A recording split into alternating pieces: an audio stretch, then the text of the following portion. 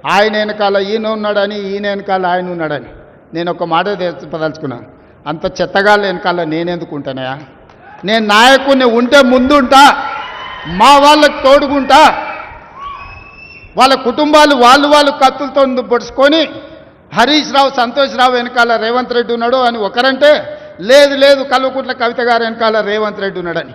మీరంతా దిక్కుమాలని తెలంగాణ ప్రజలు బండకేసి కొడితే మీ వెనకాల ఎవడన్నా బుద్ధునోడు ఉంటాడా? అన్నం తినవాడు ఎవడన్నా మీతోను ఉంటాడా? నేను ఉండేది పాలమూరు జిల్లా 4 కోట్ల తెలంగాణ ప్రజల వెనుక ఉంటా, తోడుంటా, వాళ్ళ కోసం పని చేస్తా.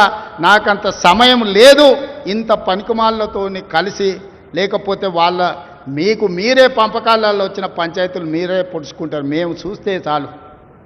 జరుగుతున్న పరిణామాలు అందరికీ తెలుసు. దయచేసి మీ వివాదంలోకి, మీ కుటుంబ పంచాయతీలను, మీ కుల పంచాయతీలను మమ్మల్ని లాగకండి. మాకెలాంటి ఆసక్తి లేదు.